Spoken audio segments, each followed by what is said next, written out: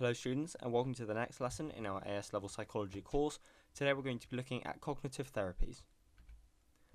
Cognitive behavioral therapy, otherwise known as CBT, is a therapy which is used to treat abnormality and maladaptive thoughts. It assumes that psychological disorders can be treated by solving problems in the way one thinks, seeing as it's based on the cognitive approach to explain psychopathology. By changing the way we can think, we can also change the way that we are going to exhibit abnormal behavior and turn it back to normal behavior. So how does it work? Well, the task pretty much consists of a three-step process between a client and a therapist.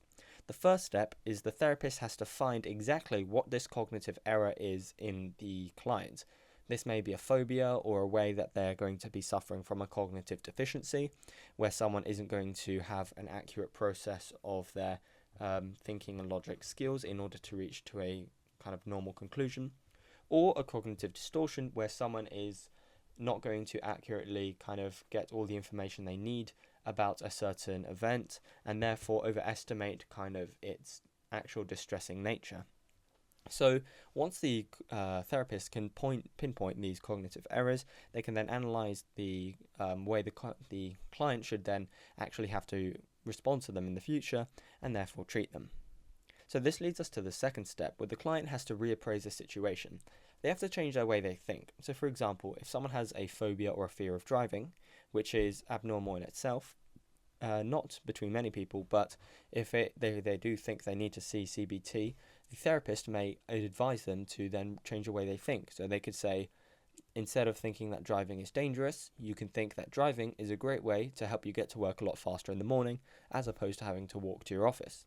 So these ways that a client can just reinforce and actually reappraise the behavior can lead to them thinking more positively about their tasks, and this will then just cancel out the problems which they would get from their irrational thoughts.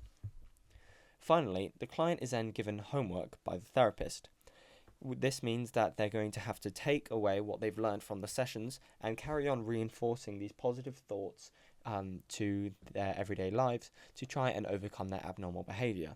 So this may be watching films to do with cars or Grand Prix, or anything to get them over the fact that cars aren't always that dangerous and that what they are thinking is an abnormal behavior in itself.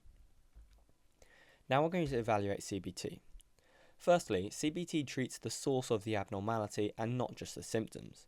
So this means that because it's going to be treating the source, the person who is then going to be taking the actual therapy isn't going to just have it in the short term where it's only going to suppress the symptoms, and as a result it's more of a long-term cure. However, as it always is with psychologists, a session of therapy is going to be very expensive when you're comparing it to perhaps the use of drugs.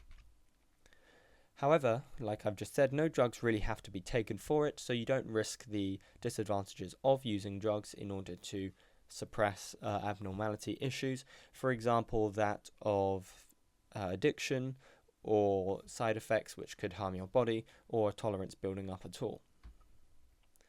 Also, the success rate is going to rely on the therapist's skills. This is a massive disadvantage because if you have a therapist who can't find what your cognitive error is when analysing you and give you ways to reappraise the situation and then set you the right homework, you're not actually going to get over your abnormal behaviour, and therefore CBT won't work. Since I've also mentioned homework, the disadvantage of CBT is that it's going to rely on the client's homework quality.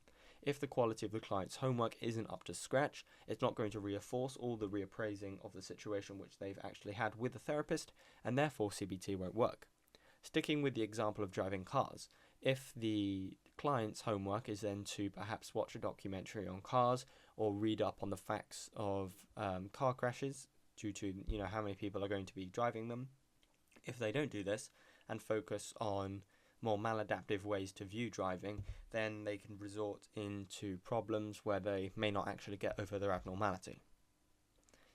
The big plus point of CBT though is that it can be tailored to the individual.